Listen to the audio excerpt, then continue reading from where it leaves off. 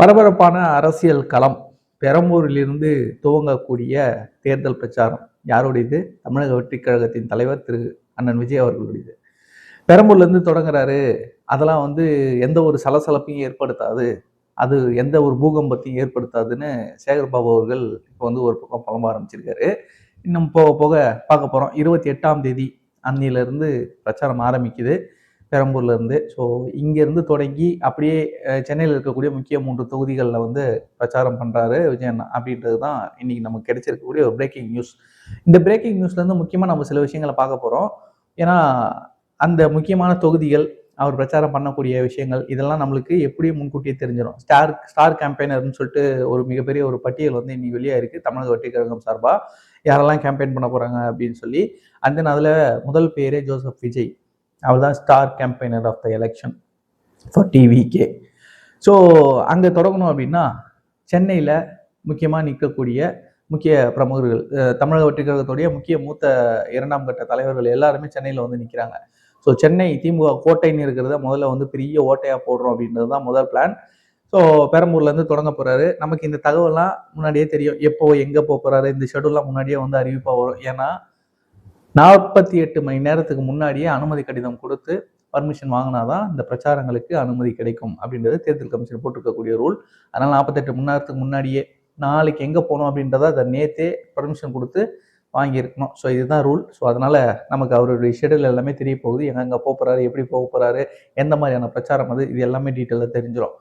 இப்போ இந்த பிரச்சாரங்கள், இந்த தேர்தல் கூட்டணி கணக்குகள், சீட்டுகள் இதெல்லாம் எந்தெந்த தொகுதியில் யாரெல்லாம் நிற்கிறாங்க அப்படின்றதெல்லாம் ஒன்று ஒன்றா வந்துகிட்டு இருக்கு இல்லையா? இது வரும்பொழுதே நிறைய அவதூறுகளும் சேர்ந்தே வரும்.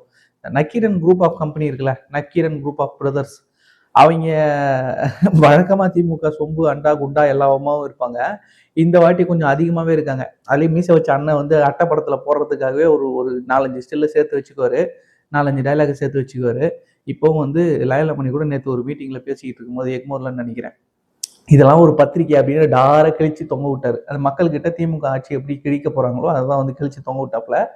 இப்போ அடுத்து நக்கீரன் பிரகாஷ்னு ஒருத்தர், அவர் நம்மளுக்கு எல்லாருக்குமே தெரியும். நேற்று கூட ஏதோ தந்தி டிவின்னு நினைக்கிறேன், அந்த சேனல்ல உட்காந்து டிபேட்ல பேசுறன்ற பேர்ல சாருன்றாரு, மேடம்ன்றாரு, 30 - 3 27 40 இவங்களுக்கு அமமுகவுக்கு இவ்வளோ கொடுத்துருக்காங்க அப்படின்றாரு. எந்த கூட்டணியிலன்னு கேட்டா திமுகலன்றாரு. என்ன பேசுறாருன்னே புரியாம அவர் பாட்டுன்னு உளறிட்டு இருக்காரு. பாவம் அவர் சமநிலையில வந்தாரா இல்லையான்றதே தெரியல. இப்படி சொன்னா எப்படி இருக்கும்? அப்படிதான் அவங்க பேசுவாங்க. நல்ல கண்ணு ஐயா அவரை மலர்ந்ததுக்கு குளித்து விட்டு தான் வந்தார் விஜய்னு மீசக்கார் பேசினார்ல, அதே மாதிரி இவரும் த்ரிஷா கேரவன்ல இருந்ததாங்க கரூர்ல அப்படின்னு இன்னைக்கு ஒரு அட்டை படம். இதெல்லாம் ஒரு பொழப்பா அப்படின்னு கேட்குற மாதிரி தான் இருக்கு. சரி, இன்னைக்கு மேட்டருக்கு வருவோம். பெரம்பூர்ல நம்ம பாமக நிக்கிறதா அந்த லிஸ்ட் வெளியே வந்திருந்தது. பாமக ஒதுக்கிய அந்த 18 தொகுதிகள் நினைக்கிறேன். அதுல பெரம்பூர்ல அவர் நிக்கிற மாதிரி பாமக சார்பா நிக்கிற மாதிரி ஒரு செய்தி வந்தது. உடனே இந்த திமுக உடன்பிறப்புகள் குரூப்ஸ் இருக்குல்ல, அதுவும் நக்கீரன் குரூப் இருக்குல்ல, என்ன பண்ணுவாங்க, பார்த்தீங்களா விஜய் ஜெயிக்கிறதுக்காக என்டிஏல டம்மி கேண்டிடேட் போடுறாங்க, பாமகவெல்லாம் இறக்கி விடுறாங்க, அதிமுக நேரடி போட்டி பண்ணல, பாஜக நேரடியாக போட்டி இல்லை, பாமகவை முன்னிறுத்தி விஜயை ஜெயிக்க வைக்க பார்க்குறாங்க. சரி, நீங்கள் ஒன்று பண்ணுங்க, திமுகவில் உதயநிதி ஸ்டாலின் ஒருத்தர் இருக்கார்ல, அவரை தூக்கிட்டு பெரம்பூரில் நிற்க வைங்க, விஜயை தோக்கடிங்க. நீங்கள் யாரை போட போறீங்க? சரி, உங்கள் கூட்டணி கட்சிகள் இருக்காங்கல்ல, கூட்டணி கட்சிகள் இருக்கக்கூடிய முக்கிய தலைவர்களை போடுங்க, இல்லை திமுகவே எதிர்த்து போட்டிடுங்க. தைரியம் இருக்கா? சரி, உங்கள் லாஜிக் படியே வரேன். ஒரு ஒரு ஒரு வலு இல்லாத, ஒரு வாக்கு வங்கி இல்லாத ஒரு கட்சியுடைய வேட்பாளர் அங்கே நிறுத்தி விஜய் அவர்கள் வெற்றி பெறதை உறுதிப்படுத்துறது பாஜக வேலை செஞ்சிருச்சு. 2021 தேர்தலில் உதயநிதி அவர்கள் நின்ற தொகுதியில இதே மாதிரி தான் பாமகவை அந்த கூட்டணி களம் இறக்குச்சு. அப்போ உதயநிதி ஜெயிக்கணும்னு அதிமுக பாஜக கூட்டணி அப்போ வேலை செஞ்சுதா? இப்படி எடுத்துக்கலாமா? அதாவது வாய் இருக்குதுன்றதுக்காக வாய்க்கு வந்தபடிலாம் பேசக்கூடாது, சரியா? இன்னமும் நீ பாஜக சாய பூசின்னு இதே பெயிண்ட் அடிச்சுன்னு உட்காந்துருந்தீங்கன்னா மக்கள் உங்களை எங்க கொண்டு போய் வைக்க போறாங்க அப்படின்றது சத்தியமா எனக்கு புரியல. உங்களுக்கு புரிஞ்சா அதை கமெண்ட்ல சொல்லிட்டு போங்க. அதை தொடர்ந்து பல அவதூறுகள் சுத்தி இங்க அப்படி ஆயிடுச்சு, அங்க அப்படி ஆயிடுச்சுன்னு நிறைய பேர் கமெண்ட்ல வர கேட்டுக்கிட்டு இருந்தீங்க. ஆனா தமிழ்நாடு இளைஞர் கட்சியோடைய கூட்டணி நிலவரம் என்ன ஆச்சு, என்ன ஏது அப்படின்ட்டு நிறைய பேர் ஸ்ட்ராட்டஜிஸ் எல்லாம் நீங்க சொல்றீங்க. தயவு செஞ்சு தாவேகா ஸ்ட்ராட்டஜி எல்லாம் வெளியே சொல்லாதீங்க. இவங்க ரொம்ப மோசமானவங்க எல்லாம் ரொம்ப அக்கறையா கமெண்ட்ஸ் போட்டுட்டு இருந்தீங்க. எல்லா கமெண்ட்டுகளையும் நான் படிக்கிறேன், அதை தவற விடுறது கிடையாது. கூட்டணி கணக்குகள் தலைமை வந்து சில முடிவுகள் எடுக்கும். அந்த முடிவுக்கு கட்டுப்பட்டு தமிழ்நாடு இளைஞர் கட்சியின் ஒவ்வொரு தொண்டர்களும் கண்டிப்பாக களப்பணி ஆற்றுவோம். அதற்காக காத்திருக்கிறோம். அது விரைவில் வெளியே வரும். அது வெளியே வரும்போது நம்ம அதை பற்றி பேசிக்கலாம். அடுத்து இந்த ஸ்ட்ராட்டஜிஸ். இப்போ தாவேக்கால வந்து முக்கியமான ஸ்ட்ராட்டஜிஸ்லாம் போட்டு பலமாக வேலை செஞ்சுக்கிட்டு இருக்காங்க. வேற ஒரு ஸ்ட்ராட்டஜியும் இல்லைங்க. மக்களை போய் நேரடியாக சந்திக்கிறது ஒரே இதுதான் ஸ்ட்ராட்டஜி. வேட்பாளர்களும் சரி, முக்கியமான பிரமுகர்களும் சரி, தலைவர்களும் சரி, எல்லாருமே மக்களை போய் சந்திக்கிறாங்க. அவங்க கிட்ட குறைகளை கேட்குறாங்க, அவங்க கிட்ட பிரச்சனைகளை கேட்குறாங்க. என்ன செய்யலாம் அப்படின்ற தீர்வையும் முடிவு பண்ணி இந்த தேர்தல் களத்தில் பிரச்சார களமாக அதை மாற்றிருக்காங்க. அந்த மாதிரியான பிரச்சாரம் ஒரே ஸ்ட்ராட்டஜி தான்.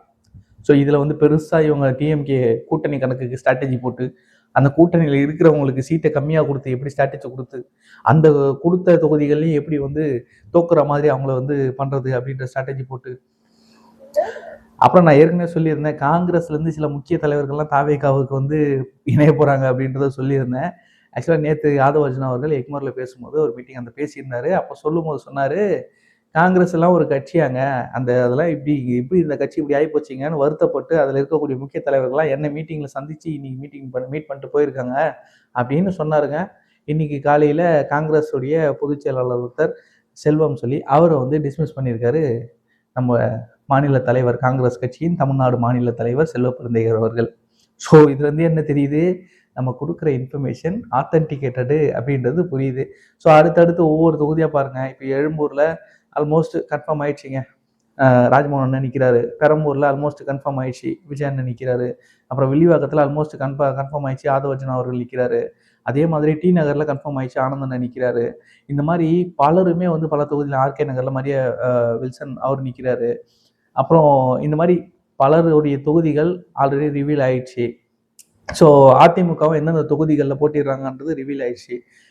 வேலூர் மாவட்டத்தில் முக்கியமாக வேலூர், காட்பாடி, அணைக்கட்டு இந்த 3 தொகுதிகள்லையும் அதிமுக ரெட்டலை சின்னம் தான் களம் காணுது. அது வந்து உறுதியாகி போட்டு இப்போ தமிழக வெற்றி கழகத்தின் உத்தேச வேட்பாளர் பட்டியல் 27ஆம் தேதி மகாபலிபுரத்தில் வெளியிடப்படும்.